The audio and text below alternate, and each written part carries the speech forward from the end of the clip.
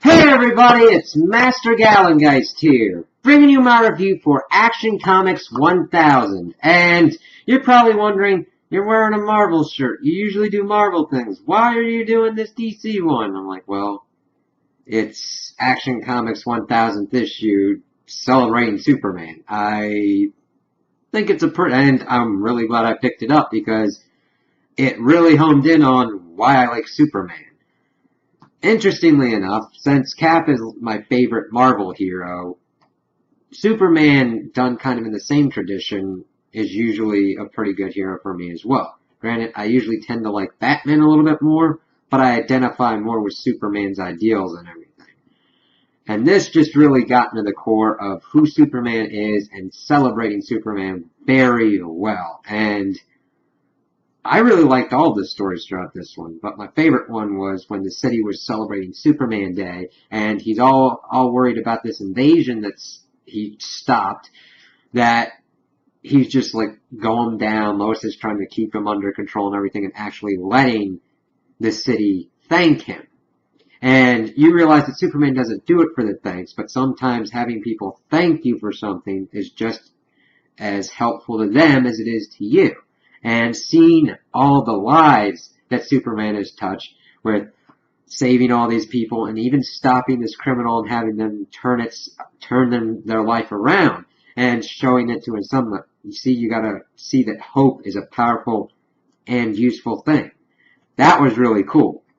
But then he starts figuring out that Lois is doing a smokescreen and that the invasion's actually going on, and he's running off again. Everyone's like, oh, there's Superman and all that. But he finds out that she was on the phone with Batman, and they had already gotten the invasion under control.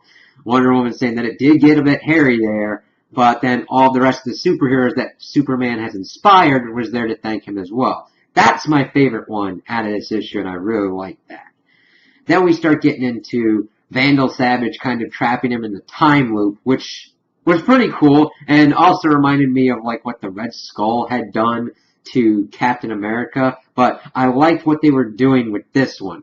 How Vandal was trying to keep him away from doing anything to his plans and keeping him out of the time stream, but I loved the point at the end that he was thinking that the past would entrap Superman, but he's learned from his past and helped strengthen him as he's able to use it to get home and celebrate his birthday with his family. And that was pretty cool. Let's see. We also get Lex Luthor getting this thing that he can manipulate time and cut Superman out of existence if he wanted to. And that was an interesting one. I liked it because it highlighted the kind of, I mainly say rivalry between Lex Luthor. I mean, he is a supervillain, but I've liked how they've nuanced him throughout the years. Same as like Doctor Doom in Marvel, where most of the time he's doing bad things, but sometimes he starts working with the allies and the good guys, and just seeing that kind of way of him trying to think of Superman was pretty cool.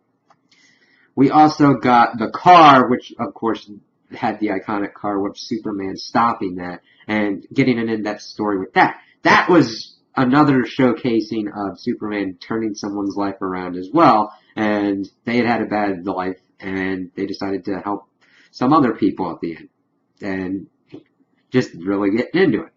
Let us see here. We had also gotten one where he's trying to balance himself between Clark Kent and Superman, and he has this deadline that he's got to do, but of course he has to rush out and do his Superman activities, and he comes back and he's like, I stopped the presses again, because he was going to be doing this thing on the sports thing, but of course all these Superman things had happened, and that's kind of where he's got to now cover all the Superman things that had happened. We then get to an interesting one where they do Mr. MXY. I don't know how to say his name. It's the weird kind of goofy looking dude with the hat and all that. We see them going through all of the history of Superman, and it's in the kind of thing of a theme park. And his girlfriend is the one that's like talking about all of it, but they get to the end and they're trying to tell the end of the tale of Superman, but that's of course where it falls apart. He doesn't know how to end the tale. And that was pretty funny. I kind of liked that one. My other favorite one that they had in here was Of Tomorrow, where we kind of get a long shot into the future where the Earth is about to be burned up by the sun. And that was another powerful one that did a really good job of showcasing Superman at his core being, because he's coming to say goodbye to his parents' graves and giving him updates on Lois, who's taking this formula to extend her life and everything, and saying that his son John reminds him of his mother, and making a little crystal figurine for him to put on the grave and say that this is like the last time that he's going to be able to do it because the sun's going to swallow up the earth. And that Lois is still a reporter and everything. Yeah, I know that one was shown out in the preview, but that was just a really good one. And it's really short kind of, but it gets to who Superman is. He's this hopeful guy that has all this strength, and that doesn't define him. It's the strength of his character and the bonds that he has formed and the hope that he inspires. Very much like Cap. They both try to be the best men that they can be. They're not trying to be gods. Those are the kinds of Superman stories that I really like, where it focuses less on the powers and more of him trying to save people, which of course we see with the Faster Than the Speeding Bullet one, where he's trying to calculate how to get there, but of course the person saves himself. We see that with The Enemy Within, where Brainiac is trying to use mind control, which was very interesting how it was done with a school and a principal kind of going crazy, but of course the police chief being able to take the situation down in a non-lethal manner, using rubber bullets and everything, and Superman being able to take out Brainiac's drones and stop the whole mind control as well. Those were interesting ones, but not the ones that I really like to focus on, like him getting his thanks and him thanking his parents.